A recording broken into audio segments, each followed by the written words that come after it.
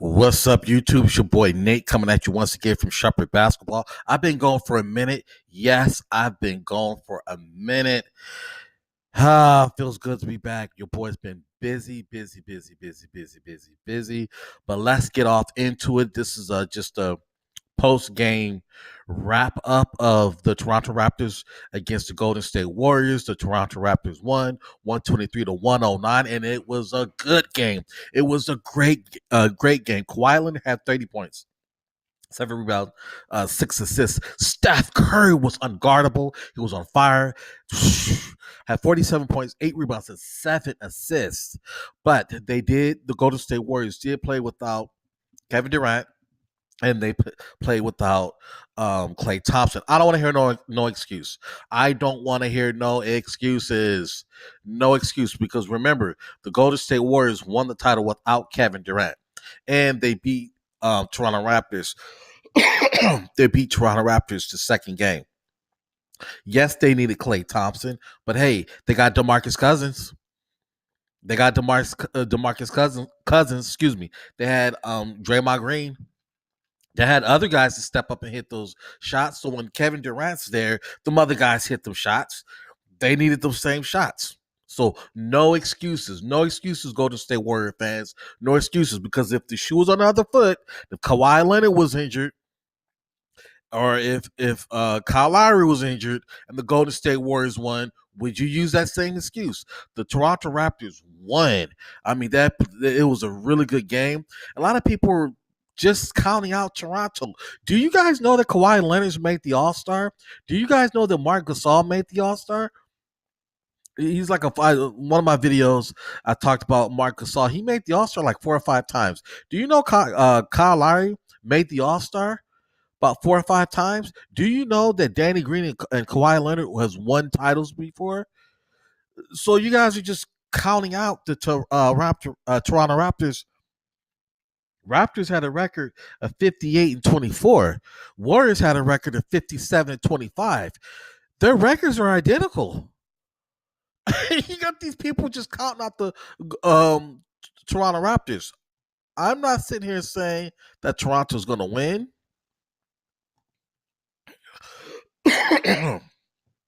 But their records are identical. Let's look at the box score. It was a really good game.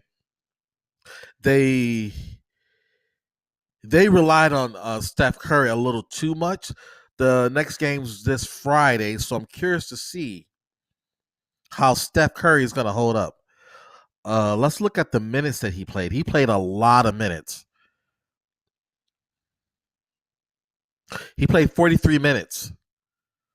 And so so he played 43 minutes, which was pretty much most of the game. The only time he came out was like the end. The very end of the game, when the Warriors had no chance of coming back. That's when Steve Kerr pulled him out. But Draymond Green played a lot of minutes, and Steph Curry played a lot of minutes. So it's curious to see how that's going to affect them on game 4. Golden State Warriors ain't winning in game 6. They're not going to win 4 games in a row. No, 3 games in a row. Sorry. They're not going to win 3 games in a row. That's not going to happen. I'm not saying that they're not going to win it, but it's going to be closer. If they win, it's probably going to be 7. Kawhi Leonard had 30. Siakam had 18. Marc Gasol had 17 points, 7 rebounds. Wow, Ibaka was, man, I mean, he didn't score a lot of points, but he had 6 blocks. 6 blocks, and a lot of them were key blocks. Van Fleet was good coming off the bench, had 11 points. He was the only guy that scored off the bench. Danny Green was on fire. He had 18 points, had 6 threes. Kyle Lowry did good. He had 5 threes, 23 points. And Leonard was Leonard. Leonard had 7 rebounds, 6 assists. Yeah, I said that. So it was a really good game. I'm curious to see how it's going to play out. The rest of the series, will they bring Kevin Durant back? With Will Klay Thompson come back? Will DeMarcus Cousins step up? The Warriors are banged up. The Warriors are injured. But I don't want to hear no excuses because when they first won the title, they went against Cleveland. Cleveland didn't have Kyrie Irving and they didn't have Kevin Love, and they won it. And the Warriors fans didn't want to acknowledge that. So, hey, shit happens. It was a very good game. I thought Toronto Raptors, even though it was a balanced attack, they looked a little lost when uh when Kawhi Leonard came out of the game. It almost looked like watching LeBron James when he was playing with the Cavs, how they just relied on one person. But today was more of a balanced attack.